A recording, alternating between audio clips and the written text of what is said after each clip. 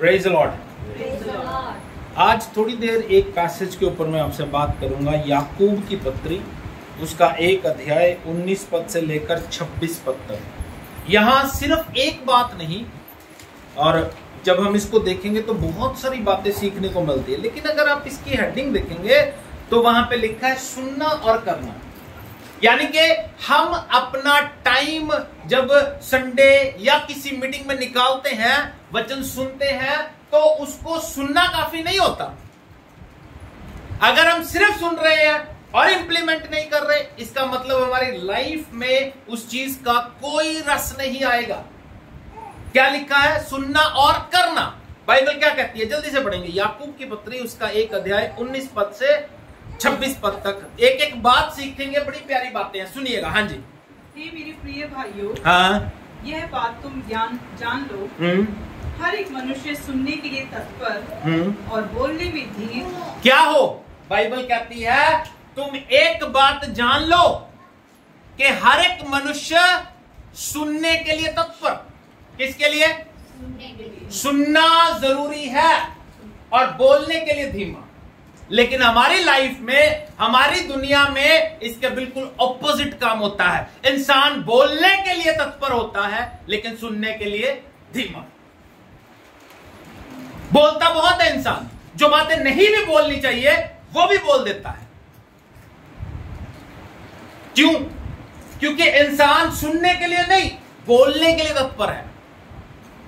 Bible कहती है ये बात तुम जान लो कि हर एक मनुष्य, किसी एक को नहीं, हर एक मनुष्य, क्योंकि ये प्रॉब्लम, ये बीमारी हर मनुष्य की है कि वो सुन नहीं रहा, सिर्फ बोल रहा है।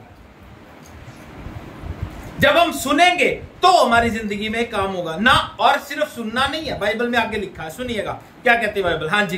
क्योंकि मनुष्य का क्रोध परमेश्वर के धर्म का निर्वाह नहीं कर सकता। बाइबल कहती है मनुष्य का क्रोध परमेश्वर के धर्म का निर्वाह नहीं कर सकता।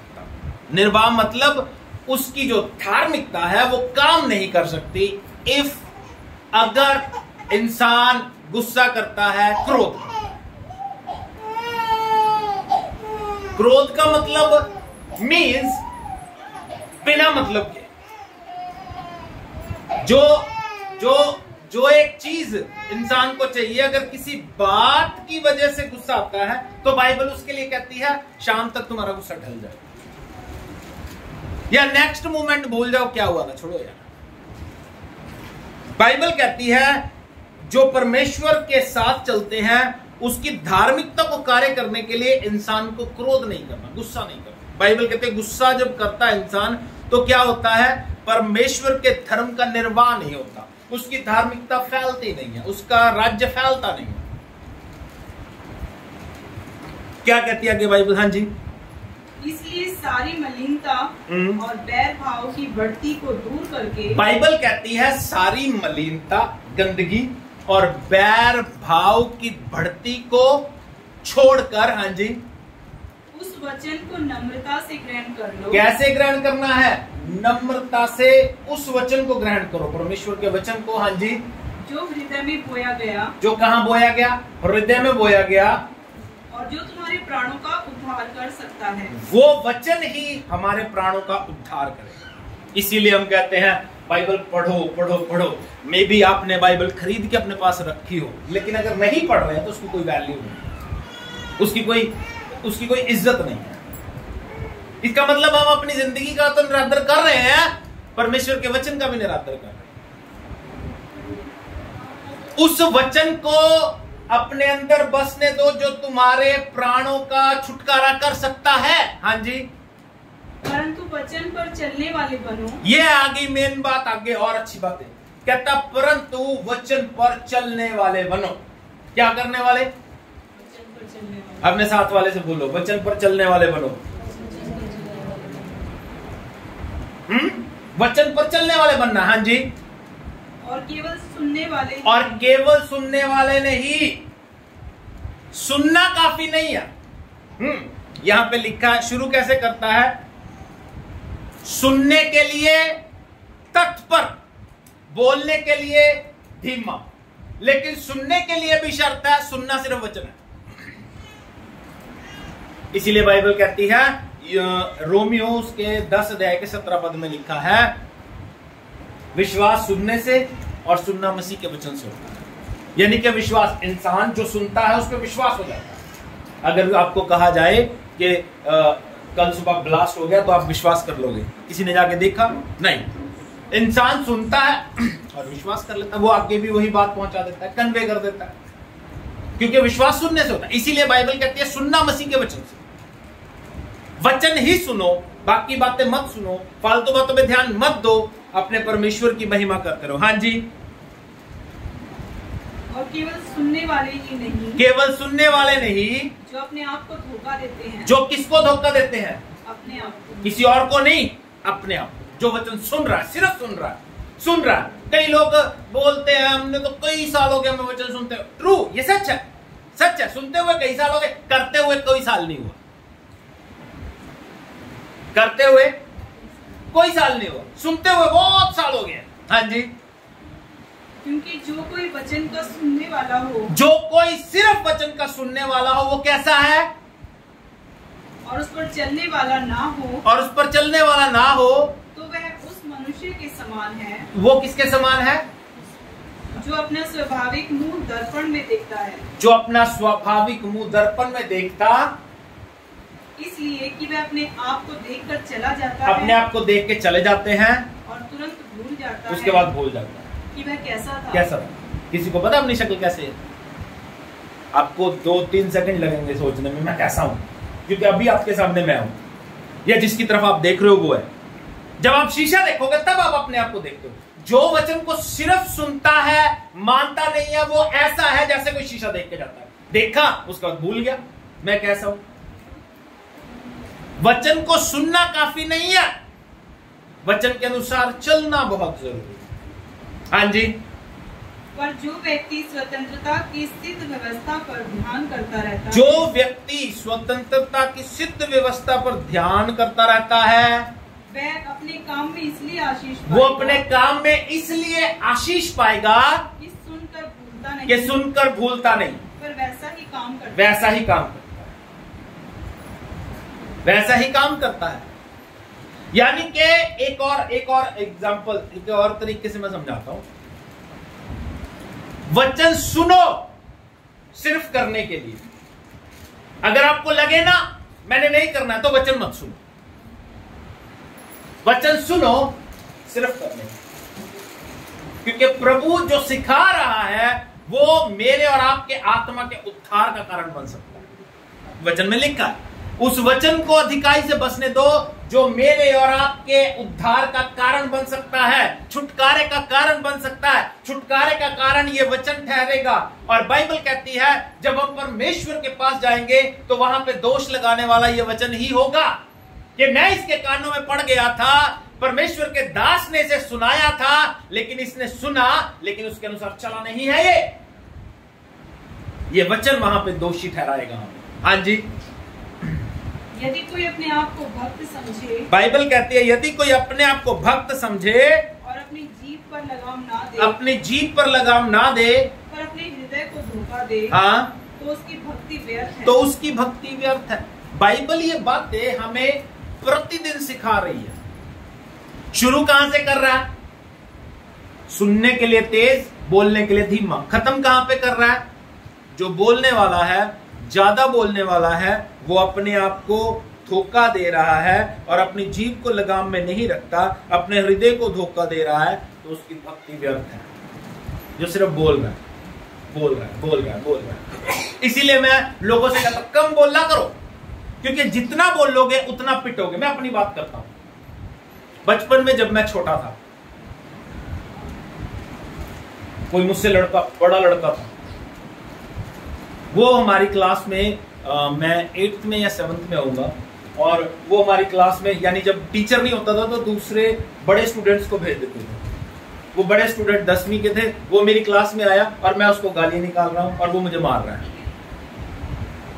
मैं जितना बोल लूंगा उतना पिटूंगा, मैं बोल लूंगा उतना पिटूंगा, मुझे 10 थप्पड़ पड़े होंगे।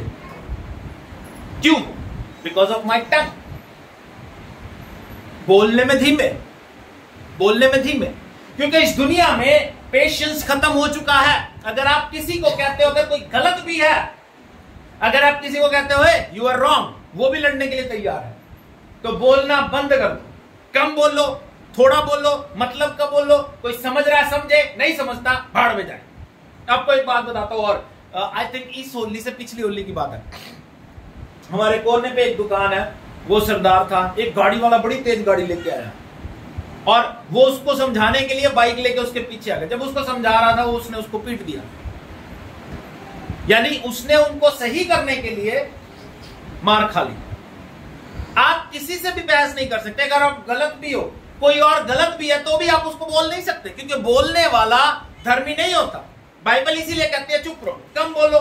जितनी समझ आपको, उससे ज्यादा बात मत करो। बाइबल शुरू कर रही है ये कह के कि सुनने के लिए तत्पर हो, सुनने के लिए। और सुनना क्या है? परमेश्वर का वचन। और एंड क्या कर रहा है?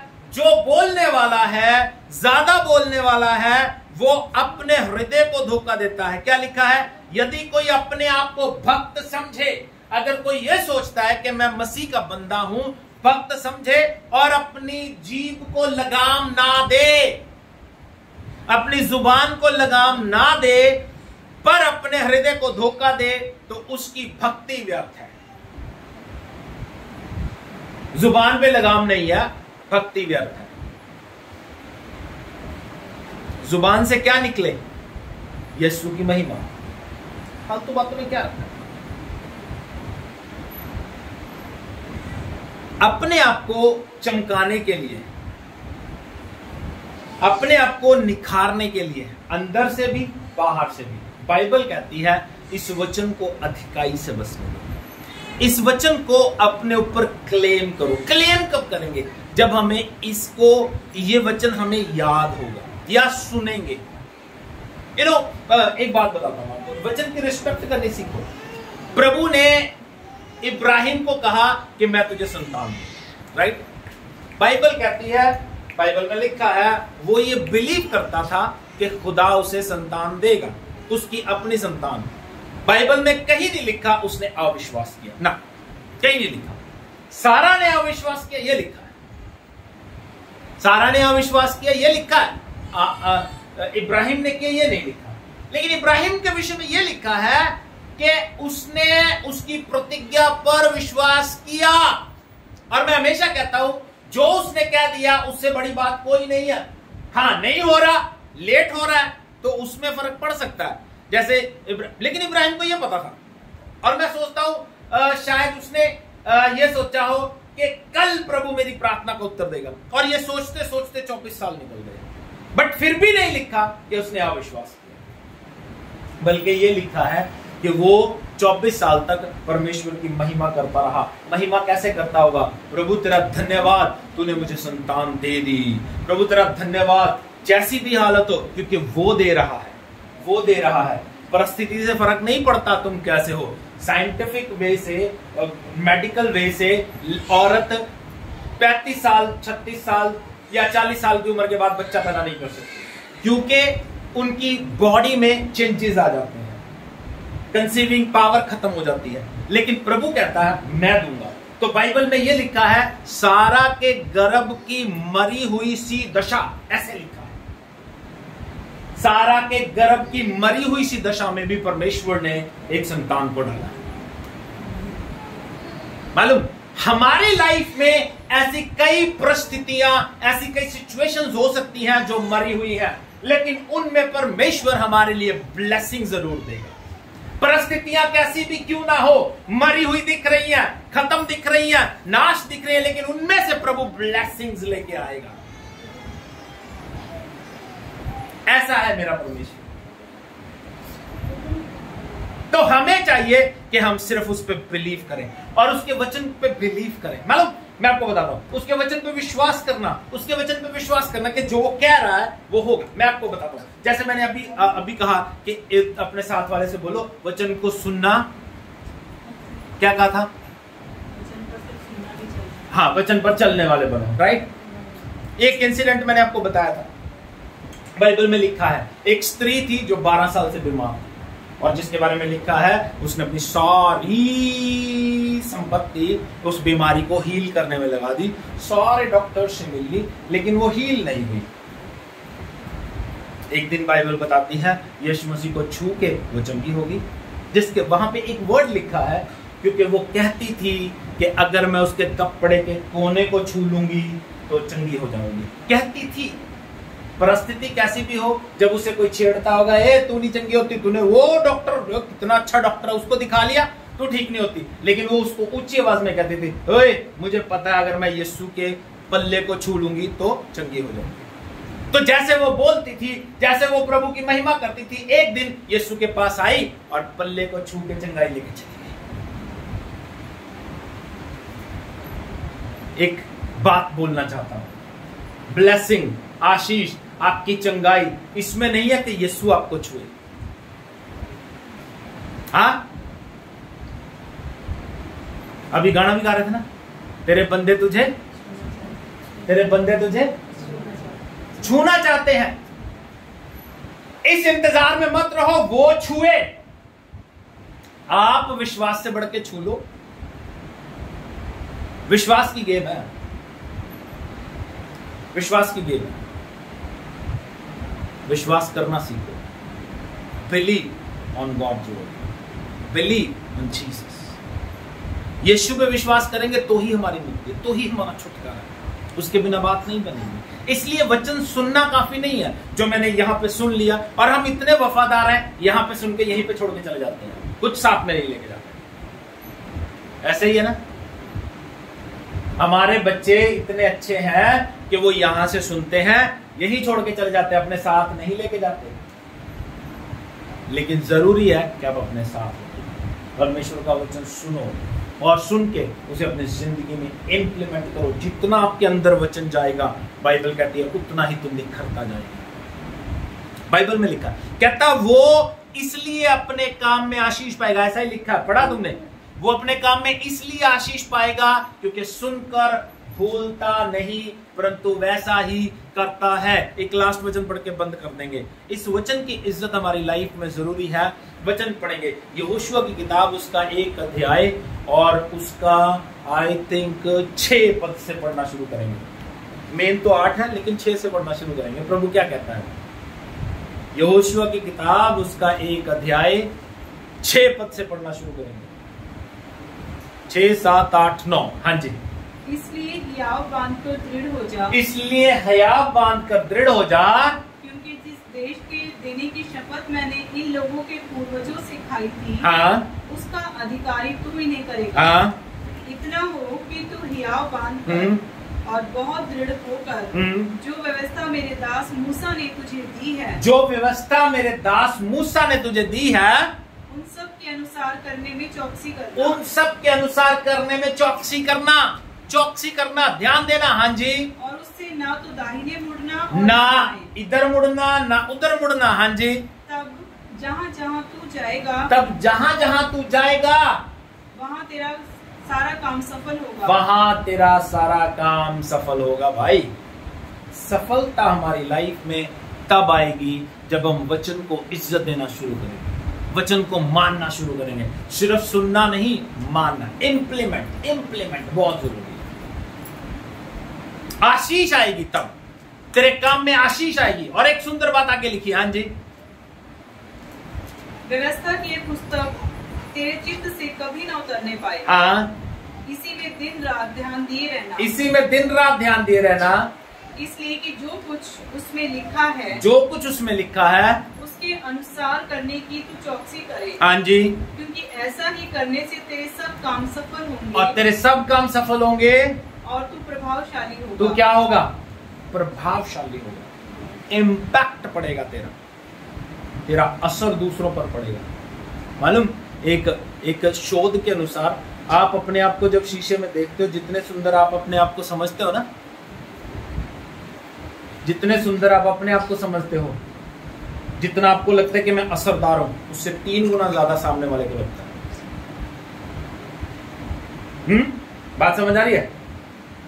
जितना आप सोचते हो कि मैं स्मार्ट हूं, मेरा इंपैक्ट उस पर पड़ेगा, उससे 3 गुना ज्यादा दूसरों को लगता है कि ये ज्यादा स्मार्ट है और इसका इंपैक्ट पड़ेगा। लेकिन एक बात हमेशा याद रखना, when you follow the word of God, जब आप प्रभु के वचन के अनुसार चलोगे तो टोटली इंपैक्ट आपका ही पड़ेगा, आपका असर पड़ेगा, असर पड़ेगा दूसरे की लाइफ पे, उसके जीवन में असर पड़ेगा। अगर आपके इंटरव्यू देने जाओगे 50 लोगों में से आपकी लाइफ का असर उनकी जिंदगी पे पड़ेगा, क्योंकि आप प्रभु के वचन को फॉलो कर रहे हो।